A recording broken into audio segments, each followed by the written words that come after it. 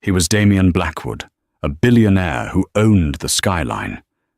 She was Eleanor, his pregnant wife, the one he thought would always be waiting. But while he was in Paris, lost in the arms of his lover, Eleanor was doing more than just waiting. She was planning. He returned expecting forgiveness. He found a legal declaration of war. This isn't a story about a broken heart. It's a story about a woman who took back her name, her child, and half his empire. Stick with us because the twist in the final act isn't just shocking, it's a corporate execution.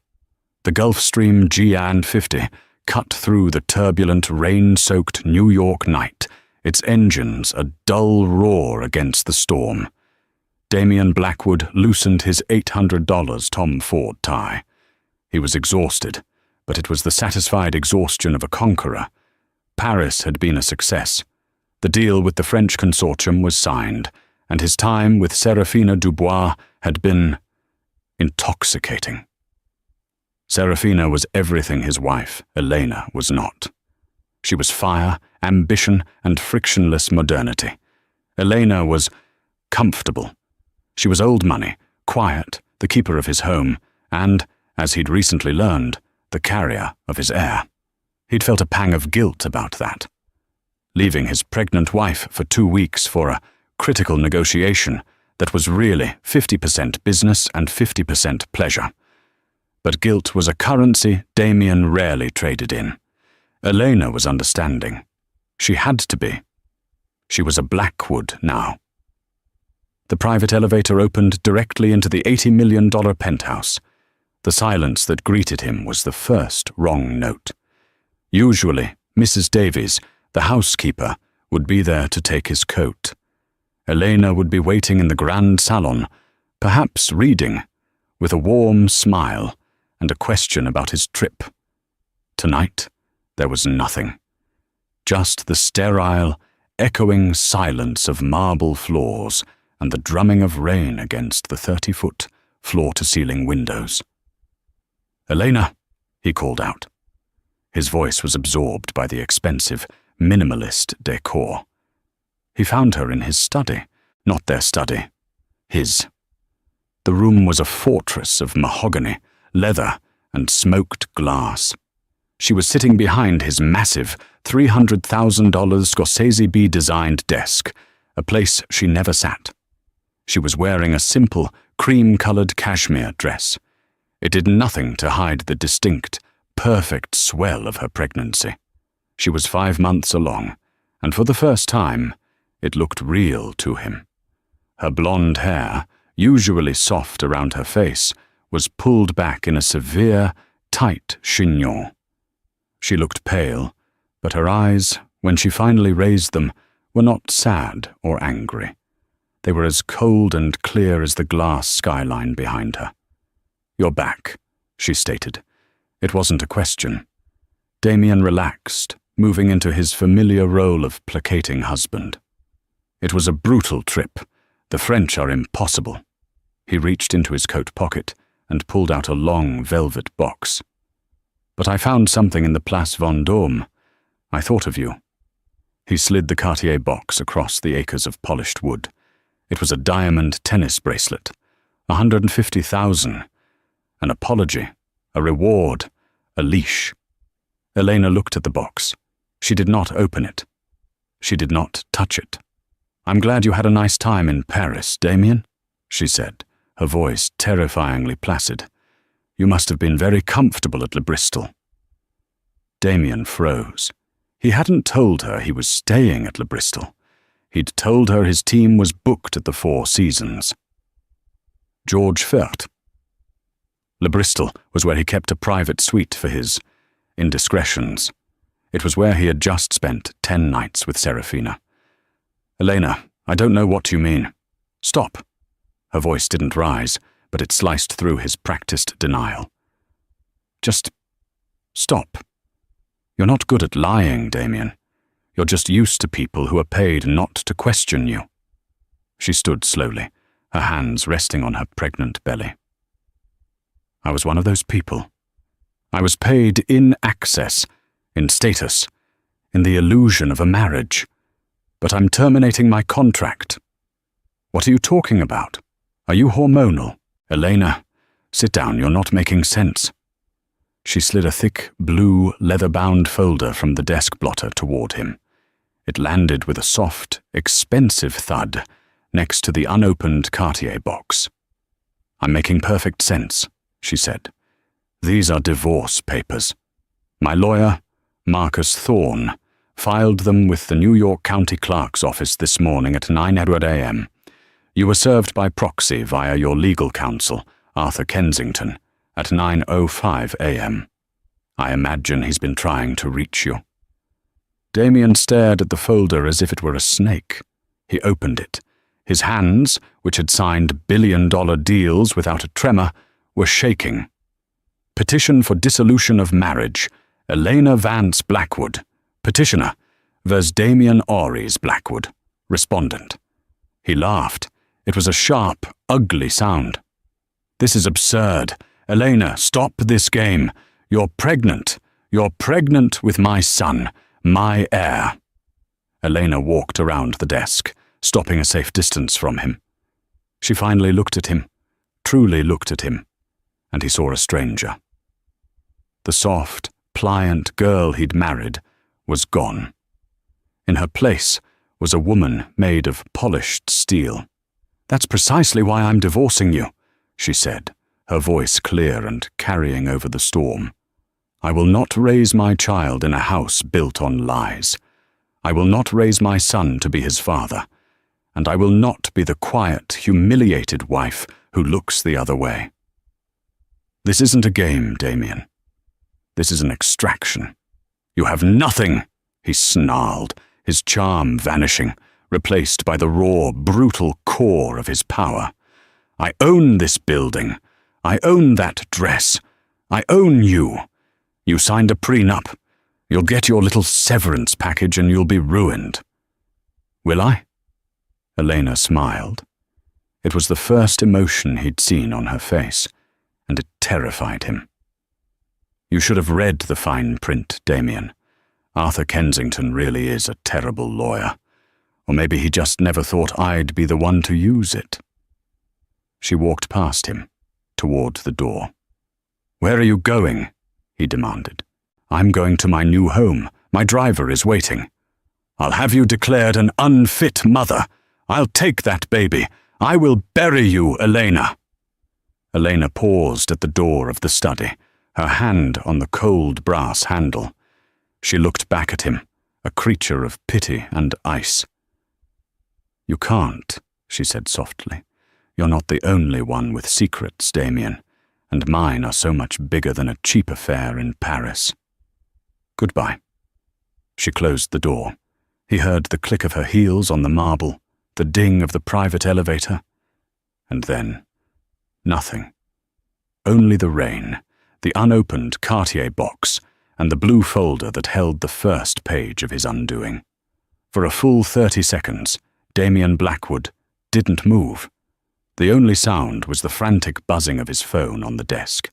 He'd put it on silent during the flight. Now, the screen lit up with a terrifying list of missed calls and urgent texts. 14 missed calls, Arthur Kensington. 8 missed calls, Serafina Dubois. Text, Kensington. Call me. It's code red. Text, Kensington. Where are you? She's filed. Text, Kensington. Damien, she's invoking Article 7. Call me now. He ignored Serafina's calls, a needy complication he couldn't deal with right now, and jabbed his thumb on Kensington's name. Arthur! He roared. What the hell is going on? My wife just served me papers. Fix it! Arthur Kensington's voice, usually a smooth, patrician baritone, was strained. Damien, I've been trying to reach you for 10 hours. This isn't a fix. This is a full-scale assault. She's not just filing for divorce. What are you talking about? The prenup. It's ironclad. She gets the Hamptons house, 10 million, and she's out. Tell her lawyer I'll make it 20 million for her emotional distress. But she drops this now. There was a heavy sigh on the other end. Damien. Her lawyer is Marcus Thorne." Damien's blood ran cold. Marcus Thorne wasn't just a lawyer. He was the lawyer. The Shark of Park Avenue. A man who didn't negotiate. He eviscerated. He'd famously dismantled 2 media empires and a tech giant last year. He was young, vicious, and never lost. "Why is he representing her?" Damien asked, a note of real fear creeping into his voice. "She can't afford him." "She can now," Arthur said grimly.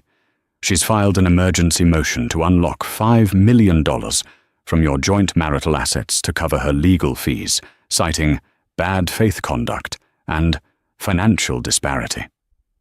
But that's not the problem. The problem is the prenup. She's not challenging it, Damien. She's enforcing it. Enforcing it? It protects me.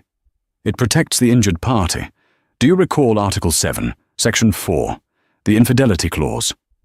Damien's mind raced back. He did. It was a standard clause Kensington had insisted on. Back then, Damien had assumed he would be the one to use it, should Eleanor ever be so stupid as to stray. The irony was acidic.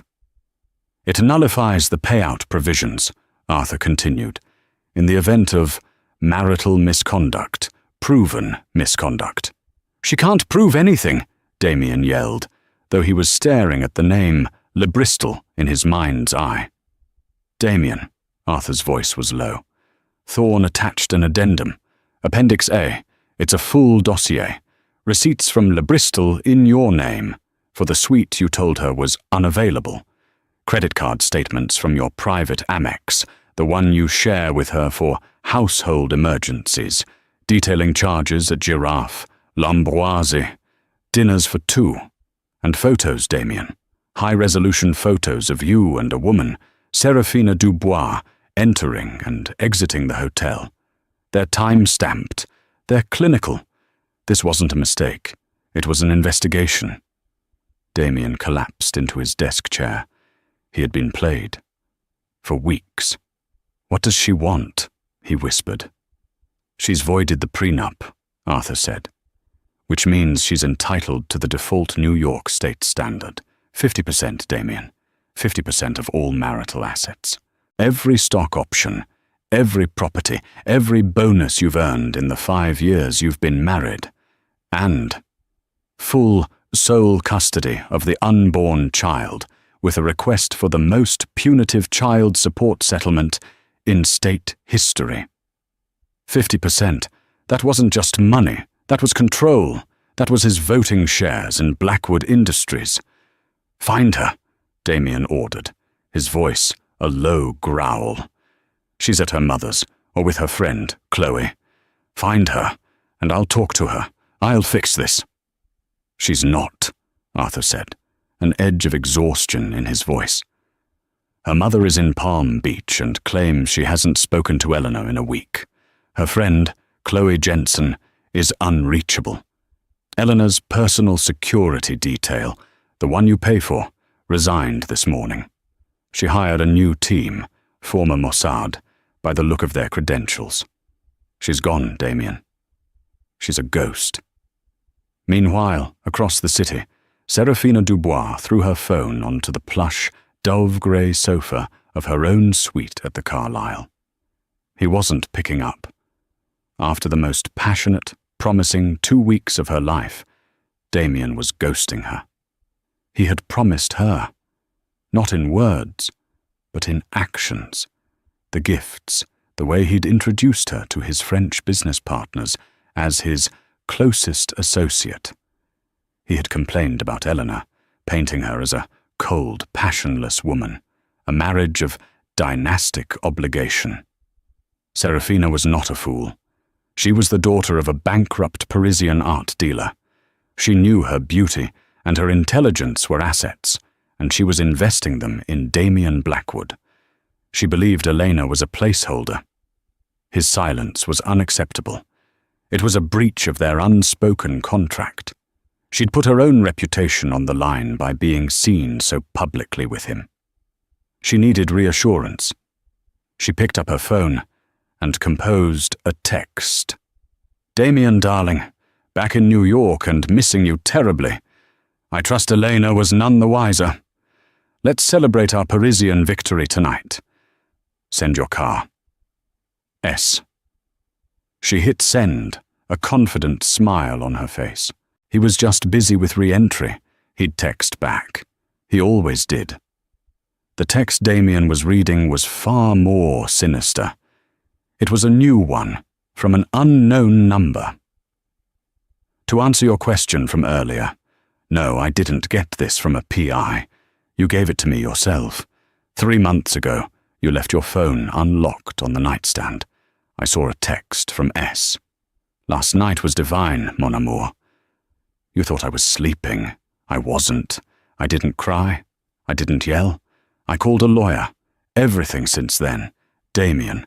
My morning sickness that kept me from traveling with you. My sudden interest in the family finances. My nesting. It was all a lie. It was a strategy. You didn't just cheat on your wife, Damien. You underestimated her. That was your fatal mistake. He hurled the phone across the study. It shattered against a wall-sized abstract painting, the battery skittering across the marble. He was right. This wasn't a divorce. It was a war. And he had just discovered he was the only one who didn't know it had started. 3 days later, Damien Blackwood sat in the sterile beige and glass conference room of Marcus Thorne's 50th floor office. The view was magnificent. A direct, challenging stare down at his own Blackwood Industries tower. The power play was not subtle. Damien was flanked by Arthur Kensington, who looked like he hadn't slept, and a junior associate who was visibly trembling. Across the table sat Marcus Thorne. Thorne was a man who looked like he'd been sculpted from stainless steel. He was young, perhaps 35, wearing a bespoke, razor-sharp Brioni suit that probably cost more than the associate's car. He didn't glower. He didn't posture. He just watched, his eyes missing nothing, his hands steepled. Beside him sat a woman, equally sharp, his co-counsel. Elena was not present. Mr. Blackwood. Thank you for joining us, Thorne said. His voice was smooth, like expensive whiskey over a block of ice. My client prefers to handle this through counsel to minimize emotional distress, given her delicate condition. Cut the crap, Thorne, Damien snapped. This is a shakedown. Let's talk numbers. What's the real price to make this go away? Marcus Thorne permitted himself a small, thin smile. He gestured to his associate, who slid a new, even thicker, binder across the table.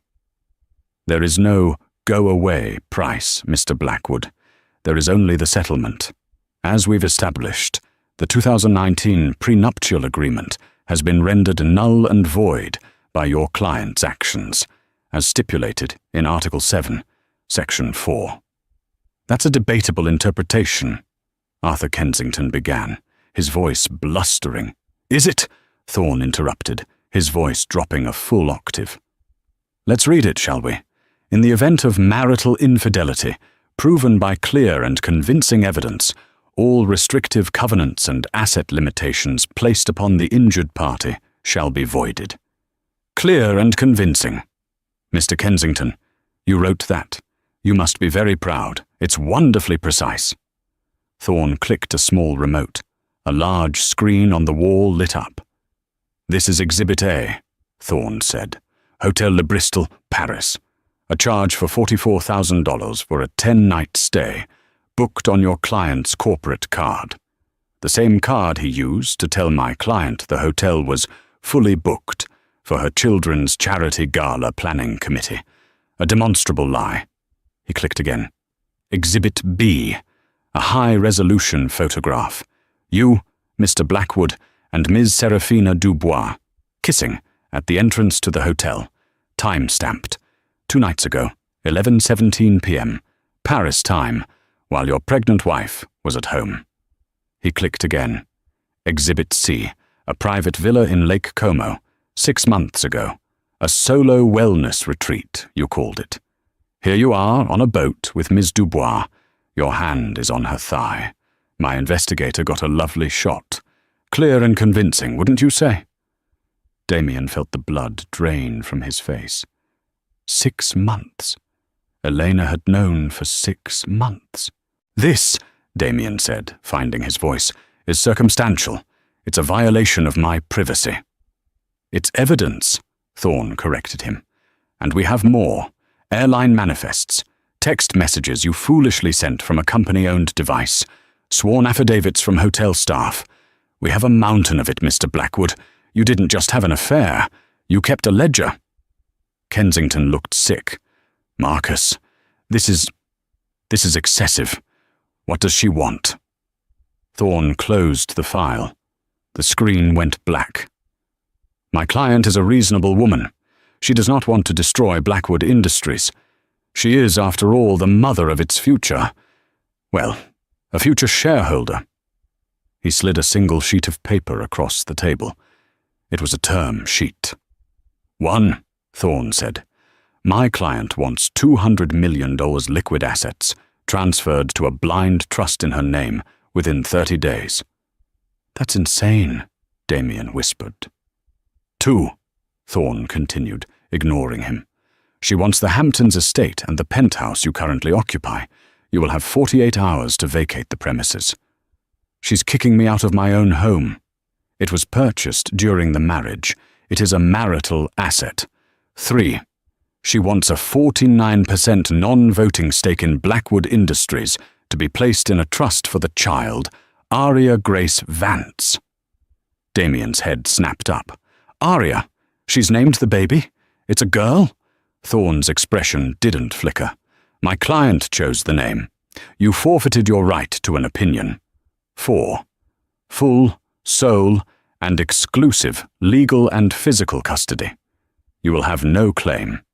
You will have no visitation unless mutually agreed upon by my client and a court-appointed child therapist. Finally, a lifetime, ironclad non-disclosure agreement. You will never speak of her, the child, or this settlement, publicly or privately, for the rest of your life. Damien looked at the list. It wasn't a settlement. It was an annihilation.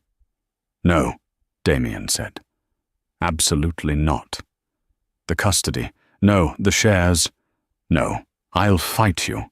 I'll drag this through the courts for a decade. I'll prove she's an unfit mother. A gold-digging, manipulative... I would advise against that, Thorne said, his voice dangerously quiet. You see, Mr. Blackwood, you seem to believe you are the only one with leverage. You think this is about your affair in Paris. He leaned forward. This isn't about sex. This is about fraud. Kensington paled. What are you talking about? I'm talking about the Helios Gen patent, Thorne said. Damien felt his heart stop. The Helios Gen patent was his new, multi-billion-dollar clean energy division. It was the future of his company. My client, Thorne said, was reviewing your financials, as she has been for 6 months. She found some irregularities. Specifically, the $50 million you listed as R&D expenses that was actually funneled to an offshore shell corporation in the Caymans. The same shell corporation you used to buy the silence of an associate who helped you acquire the base technology from your chief competitor, Justin Thorne. Damien stared. He'd been set up. Elena hadn't just found this. Who told you that? Damien demanded. My client is very thorough, Marcus Thorne said. And as it happens, Justin Thorne is my brother. The room spun. This wasn't a divorce. It was a corporate raid. Elena hadn't just hired a lawyer. She had allied herself with his greatest enemy. You, Damien said to the empty chair where Eleanor should have been. You bitch. Take the deal, Mr. Blackwood, Thorne advised, standing up and smoothing his suit jacket. Because if you fight me on the custody, if you breathe one word about my client being unfit, I will not file this in civil court. I will walk these documents over to the U.S. Attorney's office, and they will be very interested in the wire fraud you committed to steal the Helios Gen patent." "This is blackmail," Arthur Kensington sputtered. "This," Marcus Thorne replied, opening the door for them, "is a settlement. You have 24 hours to sign. Good day, gentlemen." Damien stumbled out, his billion-dollar empire, his home, his child, all of it hanging by a single, terrifying thread. The 24-hour deadline passed in a blur of incandescent rage. Damien did not sign. He couldn't. To sign was to admit defeat, to hand over his legacy to a woman he'd dismissed as a pretty ornament. "He's stalling," Marcus Thorne told Eleanor over a secure line. Eleanor was in a discreet, high-security residence in the Hudson Valley, a property owned by a holding company that traced back to Justin Thorne. "He's not stalling, Marcus," Elena said, her hand on her belly. The baby kicked, as if sensing her agitation. "He's plotting. He doesn't know how to lose, so he'll try to burn everything down instead." "Let him," Marcus said. "We're fireproof." Damien's counterattack was not subtle. It was brutal and public. He called in his most valuable chip, Tara Reynolds, the most feared and read gossip columnist in New York. He gave her an exclusive. The next morning, Tara's column, The Reynolds Wrap-Up, exploded across the internet. Blackwood's troubled marriage, billionaire's pregnant wife vanishes. Friends fear for her fragile mental state. The article was a masterpiece of character assassination. It painted Damien as a worried, heartsick husband, desperately searching for his emotionally volatile wife. It quoted anonymous sources close to the family, Damien's own PR team, who detailed Eleanor's history of erratic behavior and deep-seated insecurities. It implied she was suffering from a prenatal psychological breakdown, that her disappearance was an act of instability, and that Damien's only concern was for the health of his unborn child. He was painting her as an unfit mother. "He's clever," Eleanor's friend, Chloe Jensen, said, reading the article aloud in the sunlit kitchen of the safe house. "He's not just trying to win in the press. He's laying the groundwork for a custody battle. He's going to claim you're unstable and that you kidnapped the baby." "He can't," Elena said, her voice tight. "Marcus has the fraud evidence." "And Damien knows you'll never use it," Chloe argued, putting the tablet down. "He's betting that you won't send the father of your child to prison. He thinks your morality is your weakness. He thinks you'll trade your silence on his fraud for custody of your child." Elena stared out the window at the peaceful, rolling hills. He was right, she wouldn't. She couldn't put her daughter's father in jail. "He's wrong," Elena said, turning back, her eyes hard. "My morality isn't my weakness. It's my motive. But he's just made a terrible mistake. He's brought a new player into the game." "Who?" "Serafina Dubois." In her suite at the Carlyle, Serafina was reading the same article, and she was furious. Emotionally volatile, fragile mental state. This was not the narrative she and Damien had discussed. She had been leaking her own, more sophisticated story to the press. One of a whirlwind Parisian romance, an unfortunate entanglement with a powerful man in a loveless, business-like marriage. She was positioning herself as the sophisticated, equal partner, the one who truly understood him. This article, however, painted Damien as a victim, a loyal husband worried about a crazy wife. It erased Serafina from the equation entirely. It relegated her to a rumor, a non-entity. If Eleanor was the crazy wife, then Damien was the wronged husband, and there was no room for a soulmate in that story. He was cutting her loose. He had used her to escape his marriage, and now he was using his marriage to escape her. Her phone rang. It was an unknown number. "Ms. Dubois?"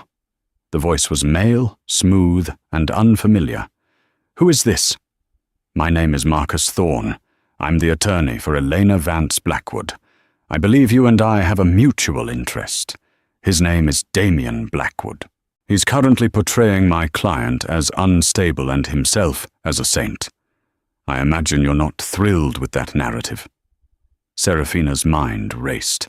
An alliance with the wife. "I don't know what you're talking about." "Please don't," Thorne said, his voice impatient. "I have photos of you and Mr. Blackwood in Lake Como, Paris, and at his private apartment on the west side. You're not a rumor, Miss Dubois. You're an accomplice. Right now, he is throwing you under the bus along with his wife. He is building a story that makes him the only sympathetic character. You are about to become the scheming foreign mistress who preyed on a good man." Serafina gripped the phone. He was right. That would be the next story. "What do you want?" she whispered. "I want the truth." "You're ambitious, Miss Dubois. I can respect that. Damien used you. He made you promises. I'm offering you an opportunity to secure your own future. Tell me what he promised you. Tell me what he told you about the Helios Gen patent." "Why would I do that?" "Because," Thorne said, "my client is prepared to amend her settlement. She is prepared to add a pain and suffering clause for you, a 7-figure thank you for your cooperation. Or you can side with Damien, get nothing, and be painted as a home wrecker in every paper from here to Paris. Your choice." Serafina looked at the Tara Reynolds article again.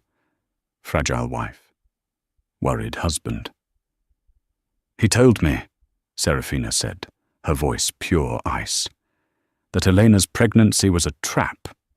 He told me he was going to file for divorce the day after the baby was born. He said he would secure the Helios Gen patent, spin it off, and we would run it together. He said he was just waiting for the right time." "Thank you, Ms. Dubois," Marcus said.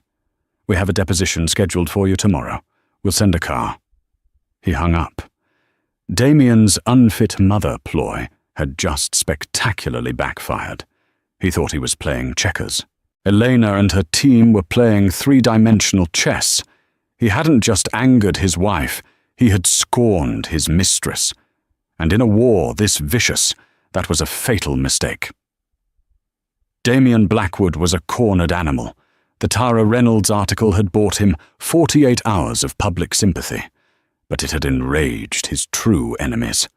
He was in his office at Blackwood Industries, a place he now felt was under siege, when Arthur Kensington burst in, his face ashen. "He's filed an injunction," Arthur panted, throwing a new legal filing onto Damien's desk. "Thorne, he's filed an emergency injunction against you." "On what grounds?" Damien snarled, snatching the paper. "Libel, defamation, intentional infliction of emotional distress. He's citing the Tara Reynolds article as a malicious and fraudulent attempt to prejudice the court ahead of a custody hearing. He can't prove I was the source. He doesn't need to. He's attached a sworn affidavit from Serafina Dubois." Damien's world tilted. He read the attached statement. Serafina detailed in humiliating precision Damien's entire plan. How he'd bragged about managing the press, how he'd used the exact phrases fragile and unstable to describe Elena to her, how he'd promised to leave Elena for her. She betrayed me," Damien whispered. It was an unfathomable thought. "She was deposed by Thorne yesterday," Arthur said. "And it gets worse. She also provided testimony about your conversations regarding the Helios Gen patent. She confirmed you told her you had to get creative to beat Justin Thorne to the technology." Damien was shaking. This is a conspiracy." "That's exactly what it is," a new voice said from the doorway. Damien looked up. Standing in the frame of his office was Justin Thorne. He was the opposite of Damien. Where Damien was all slick, dark, corporate power, Justin was rugged, with a quiet, observant intensity. He looked more like a mountain climber than a billionaire tech mogul. "Get out of my office," Damien spat. "It's not your office for much longer," Justin said calmly, stepping inside. Arthur Kensington wisely faded into the background. "This is your doing," Damien accused, pointing a trembling finger. "You and my wife, this whole thing, the divorce, the fraud allegations. Are you sleeping with her? Is that it? She's trading up?" Justin laughed. It was a cold, dry sound. "You really do see the world through a keyhole, don't you, Blackwood? You think this is about sex? I've been trying to nail you for stealing my patent for 2 years. You were just smart enough to cover your tracks, until you made one catastrophic mistake." "What?" "You underestimated Eleanor." Justin walked to the window, looking down at the city.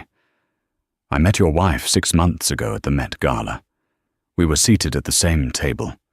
You were off somewhere, hitting on a supermodel. Eleanor, she looked like the loneliest person in a room of 1,000 people. We talked, not about you, not about business, about architecture, about art. She's brilliant, you know, far too smart for you." "Get to the point," Damien hissed. "The point," Justin said, turning, "is that we became acquaintances, polite, distant. Then 3 months ago she called me. She said, 'I think my husband is cheating on me, but I think he's also cheating you.' She'd found the text from Serafina, but she'd also found a ledger in your study, a private one, with wire transfers to an entity in the Caymans. She didn't know what it meant, but she had a hunch it was connected to you." Damien's blood froze. The ledger? He'd kept a private record of the payoffs. "She didn't want revenge, Blackwood," Justin said, his voice laced with contempt. "She wanted out. She wanted to protect her child. She came to me for help, not to have an affair. She came to me because she knew you were a shark, and she needed a bigger one." "Your brother," Damien whispered. "My brother," Justin confirmed. "Elena made me a deal. I help her get free. I give her the resources to fight you, and she gives me the one thing I need to destroy you. The evidence. The smoking gun. Your little black book of fraud." The full picture was emerging, more terrifying than he could have imagined. This wasn't Elena being manipulated by the Thorne brothers. This was Elena hiring them. She had been the CEO of this entire operation. "So what now?" Damien asked, his voice hollow. "You ruin me? You send me to prison?" "That's Elena's call," Justin said. "But we're here to present your final, non-negotiable offer. You're not just fighting a divorce. You're fighting a RICO case. You're fighting a hostile takeover. You are surrounded." Justin placed a new folder on Damien's desk. It was red. "That's the settlement," Justin said. "It's no longer the one my brother offered. It's our offer. You will give Eleanor everything she asked for. The money, the homes, the 49% stake in the trust. You will give her full, sole custody. You will sign away all parental rights." "Sign away my rights? Never." "It's that, or jail," Justin said. "But there's more. That 49% stake in the trust, Elena doesn't want to be in business with you. She's agreed to sell that stake. To me. The moment the divorce is final, I will control 49% of your company. You will be my partner." Damien looked at him, horrified. "And as your new partner," Justin continued, "my first act will be to call an emergency board meeting. I will present the evidence of your fraud, your misuse of company funds, and this PR nightmare you've created. I will move for a vote of no confidence. You will be removed as CEO of your own company." This was it. Checkmate. She did this, Damien said, not to Justin, but to the room. She planned all of it. She did, Justin said. She's not the fragile woman you painted in the papers, Damien. She's the one who just took your entire kingdom. You have 1 hour. Sign the papers. Resign as CEO. Or my brother files the fraud charges with the Southern District of New York. Choose. Justin walked out, leaving Damien alone in the office that was no longer his, with the red folder that contained the end of his life as he knew it. The hour passed in a suffocating silence. Damien Blackwood stared at the red folder. It was no longer a choice between winning and losing. It was a choice between annihilation and total, humiliating surrender. He was about to pick up the pen, his hand shaking, when his private line rang. He ignored it. It rang again, insistent. He snatched it up. What? It wasn't Arthur. It wasn't Justin. It was the frantic, tear-choked voice of Seraphina Dubois. Damien, you have to help me. They're trying to ruin me.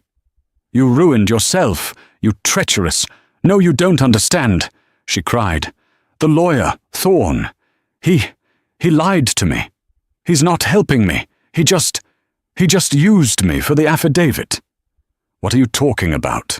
Damien said, a new, cold dread forming. The money. The 7-figure settlement he promised for my cooperation. I just got a letter from his office. It's not money, it's a restraining order. From Eleanor. I'm to stay 500 feet away from her, the baby, and you. And Damien. Her voice broke into a full-blown, hysterical sob. He knows, Damien. He knows I'm pregnant. The world stopped. What? I'm pregnant, she shrieked. I found out in Paris. I was going to tell you. It's yours, Damien. It has to be. And now Thorne. He's threatening to paint me as an extortionist. He said, if I ever try to make a claim, he'll use my own deposition, the one where I admitted I was with you for your money and the Helios Gen patent, to prove I'm an unfit mother. He's going to take my baby, too. The phone slipped from Damien's hand. This was the final, brutal twist, the ultimate betrayal. Elena and the Thornes hadn't just beaten him. They hadn't just taken his company. They had anticipated every move, every consequence. They knew Seraphina was a loose end. They'd used her, extracted what they needed, and then, with surgical precision, they had neutralized her. They'd used her own pregnancy as the leverage to silence her. Damien began to laugh. It was a hollow, cracking, terrible sound. He was alone. Elena had his company. Justin had his chair. Marcus had his reputation. And Seraphina, the woman he'd betrayed his wife for, was now just another victim, caught in the same steel trap that had closed on him. He looked at the red folder, at the signature line. He picked up his $5,000 Montblanc pen. He signed. He signed away his company. He signed away his homes. He signed away his name. And with a final, jerky stroke of the pen, he signed away all parental rights to a daughter he would never know. He was no longer Damien Blackwood, the billionaire. He was just a man in an empty room. He found himself, hours later, walking in the rain. He'd left his security, his driver, everything. He was just walking. He was numb. He'd lost count of time. But he found himself standing across the street from a modern, discreet, but undeniably luxurious high-rise on the Upper West Side, the one Seraphina was staying at. He didn't know why he was there. To yell at her? To see the other person he had destroyed? As he stood there, a black, armored Mercedes-Benz S-Class pulled up to the curb. The doors opened. First, 2 large security guards stepped out, scanning the street. Then, Marcus Thorne emerged. He opened the rear door. Elena stepped out. Damien's breath caught. He hadn't seen her in person since that night. She was magnificent. She was now heavily pregnant, nearly 8 months, and she wore a dark grey, impeccably tailored wool coat. She looked powerful, regal. The fragile woman from the gossip columns was a joke. This was a queen. She was flanked by her security and Marcus. They were moving toward the building. "Elena!" His voice was hoarse, a desperate shout over the city noise. She stopped. The security team tensed, their hands moving inside their jackets. Marcus put a restraining arm in front of her. Elena turned. She saw him, standing across the street, soaked to the bone, a ghost. Damien took a step forward. "Elena, please, don't do this. Not the company, not the baby. My child." Elena looked at him, her face unreadable in the city light. She didn't look angry. She didn't look sad. She looked indifferent, as if she were looking at a stranger who had asked her for directions. "She's not your child, Damien," Elena said, her voice carrying across the space between them, clear and cold. "She's my child. You signed the paper. He made me. Thorn, it was blackmail." "It was a choice," Elena replied. "You chose the Helios Gen patent over your wife. You chose your pride over your daughter. You chose, Damien, every step of the way, and you just made your final choice. You signed." "And her?" he snarled, gesturing wildly at the building. "Serafina, what you did to her, that was monstrous. She's pregnant, Elena, with my child." Marcus Thorne stepped forward. "Mr. Blackwood, you are in violation of the NDA and the proximity agreement. If you do not leave, I will have you arrested." "Tell me," Damien roared, desperate, insane. "Is it true? Are you going to take her baby too?" Elena looked at him. A flicker of something, disgust, perhaps, crossed her features. "I am not a monster, Damien," she said. "I am a mother. What I did was ensure that Ms. Dubois can never use her child to extort mine. I've set up a trust, an anonymous one. It will provide for her child, and only the child, for the rest of its life. On one condition, that she never, ever contacts you, me, or my daughter. She will raise her child in peace, far from here, far from you." She had thought of everything. She hadn't just destroyed him. She had saved the one other person he had wrecked. She had saved Serafina from him. You. He had no words. "What you call monstrous, Damien," Elena said, turning away, "is what I call thorough. You taught me that. Goodbye." She, Marcus, and her team disappeared into the lobby. Damien was left on the street, in the rain, with the full, complete, and agonizing understanding of his defeat. He hadn't just lost a fight. He had been surgically, brilliantly, and completely dismantled. The atmosphere in the private maternity suite at the Weill Cornell Medical Center was not one of hushed fragility, but of profound, quiet triumph. It smelled of antiseptic and fresh lilies. The room was bathed in the soft, hopeful light of a late autumn morning. Elena Vance, looking utterly transformed from the guarded woman who had masterminded a corporate coup, held her daughter. Aria Grace Vance, 3 hours old, was a miniature wonder, her face still bearing the slightly wrinkled look of new life, her small hands tightly fisted, and her eyes, when they briefly fluttered open, dark and observant. The emotional fatigue of the past year, the planning, the deception, the legal warfare, had melted away, replaced by the deep physical satisfaction of motherhood. This child, named Aria, meaning melody or air, and bearing her mother's maiden name, Vance, was the physical manifestation of her liberation. There was no Blackwood here. The name, like the man, had been ruthlessly purged. Chloe Jensen, her oldest and most loyal friend, sat beside the bed, tears streaming freely down her face. "She's perfect, Elena," Chloe whispered, her voice thick. "Absolutely perfect. You did it. You kept her safe." Elena merely nodded, pressing her cheek against Arya's soft head. "We did it," she corrected gently. Chloe had been her silent confidant, the perfect cover, the one person who had truly believed in the cold calculus of Elena's plan. A discreet knock sounded. Justin Thorne entered, moving with the quiet efficiency of a man who had just finished the most satisfying, difficult work of his life. He wasn't dressed in the suit of a conqueror, but in casual, well-worn clothes, looking surprisingly approachable. "The building is secure," Justin reported, speaking low. "Marcus is downstairs dealing with the last of the paperwork. The non-disclosure agreements are signed by everyone, the lawyers, the nurses, even the janitorial staff on this floor." Total silence. Elena smiled, a genuine, luminous expression that made Justin pause. "Thank you, Justin." "Don't thank me," he said, moving closer to the bed, though maintaining a respectful distance.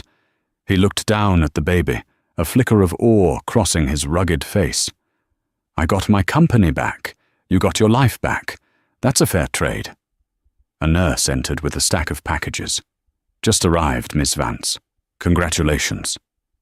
Among the gifts, gilded baby blankets and engraved silver rattles from friends and family, was a single, plain, official-looking envelope, sealed with the crest of Marcus Thorne's firm. Elena dismissed the nurse with a quiet nod and reached for the envelope.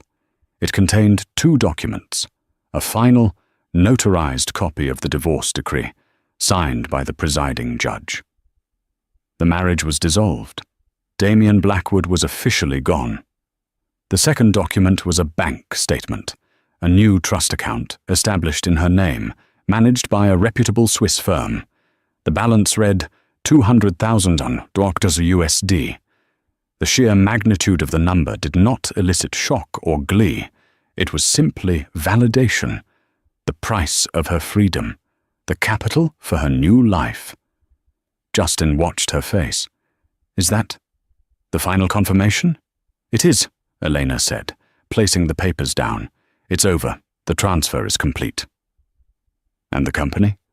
"The vote was decisive," Justin confirmed, his voice taking on a harder edge. "The evidence of the fraud, combined with the ethical fallout of his PR campaign against you, was too much. The board had no choice. Damien Blackwood was removed as CEO an hour ago. He was escorted out of the Blackwood Industries tower by security. Effective immediately, I am the CEO of the newly rebranded Helios Innovations. The Blackwood name is off the building by the end of the day."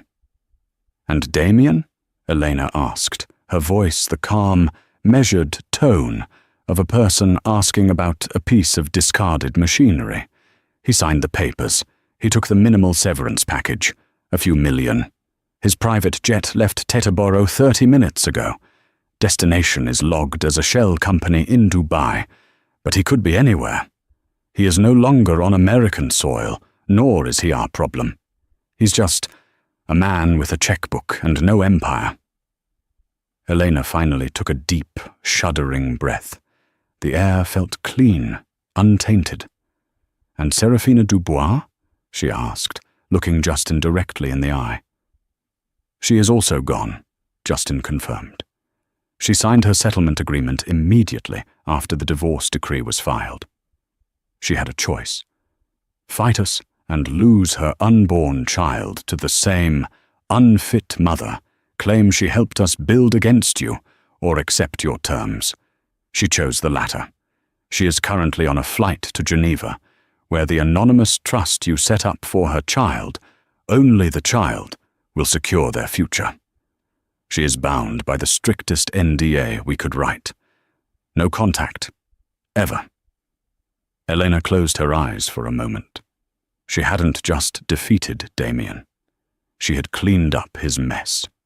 She had ensured that the 2 children he had carelessly brought into the world would be raised safely, far from his toxicity. She opened her eyes and looked at Justin. I am not a vengeful woman, Justin. I am a pragmatic one. I wanted justice for you and safety for my daughter. It seems we have achieved both. Justin stepped closer, his demeanor changing from that of a victorious business rival to something more personal. He looked at her with genuine respect. You are the most formidable person I have ever met, Elena, he said quietly. He thought you were a decorative accessory. He thought he was playing the long game. But you played chess while he was still fumbling with the cards. Elena looked down at Arya, who stirred and let out a tiny mewling sound. She gently stroked the baby's cheek. He taught me how to fight, Elena said. He just made the mistake of thinking I was fighting for him.